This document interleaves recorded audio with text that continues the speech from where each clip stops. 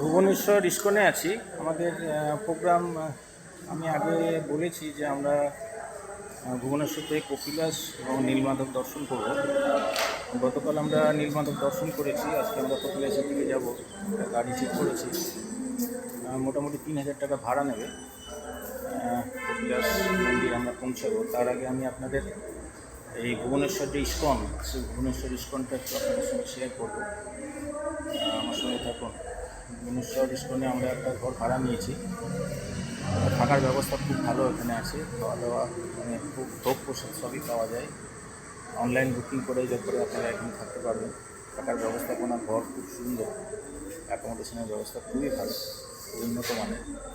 আপনারা যদি কপিলাস এবং নীলমাধব দর্শন করতে চান তাহলে আমার মনে হয় যে ভুবনেশ্বরের থেকে এই দুটো জায়গা আপনারা দর্শন করতে পারেন।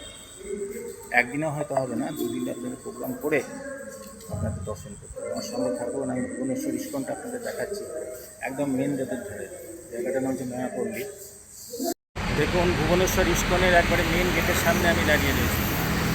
আমি ইস্কন মন্দিরটা আপনাকে দেখাচ্ছি। একদম মেন গেটের কাছে দাঁড়িয়ে আছি ইস্কন মন্দিরের। এটা হচ্ছে হাইওয়ে। হাইওয়ে দেখুন,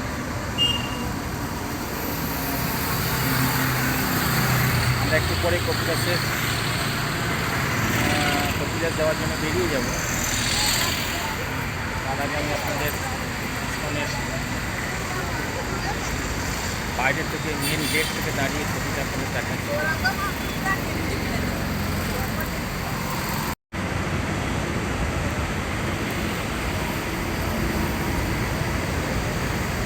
এখানে গোবিন্দাস আছে। এখানে ব্রেকফাস্ট থেকে শুরু করে টিফিন এবং রাতের খাবার, দিনের খাবার সবই আপনারা পাবেন। ইস্কনের যে মেন মন্দির, সেই মন্দিরে আমি ঢুকছি। দেখুন, প্রবচন চলছে, মহারাজ প্রবচন দিচ্ছেন। আমি আস্তে আস্তে স্থিতি ভেঙে উঠছি ওপরে।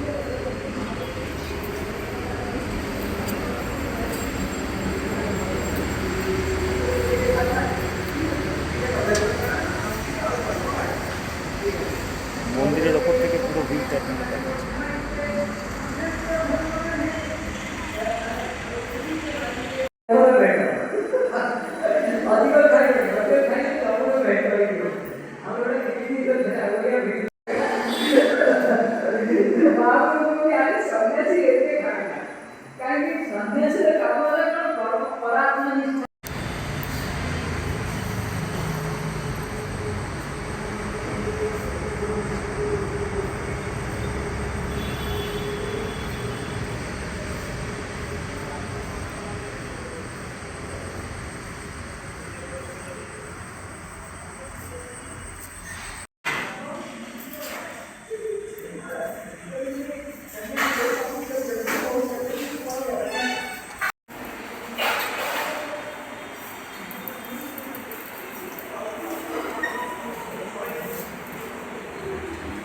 কর্পূর, অগুর, চন্দন, কস্তুরী, এই চারিটাকে মিশিয়ে কেউ আসলা আমার ভিতরে ঝাড়াটা যদি আসলা।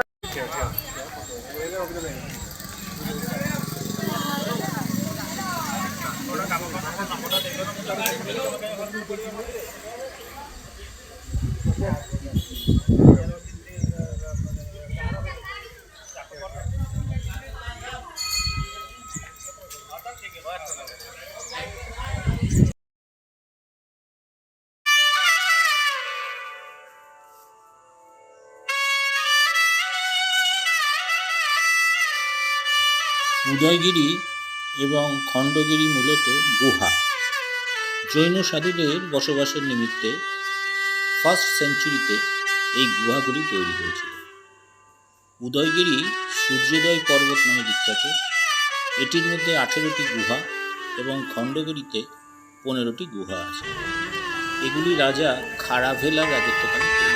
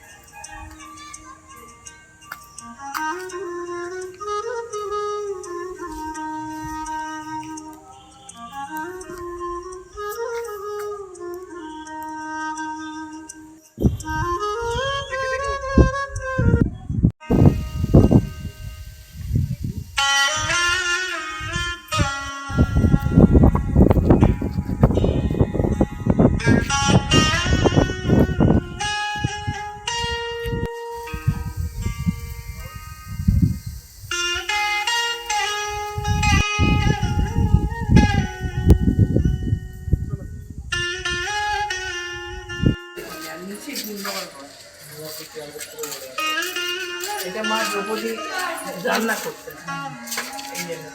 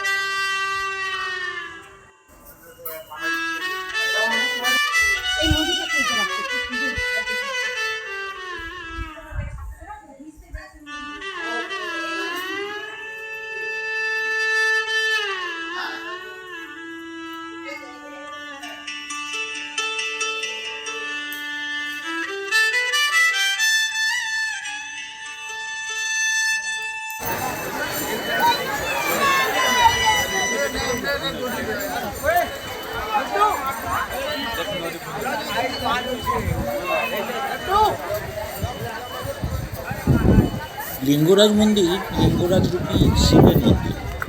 লিঙ্গরাজ মন্দির ভুবনেশ্বরের একটি সর্ববৃহৎ মন্দির।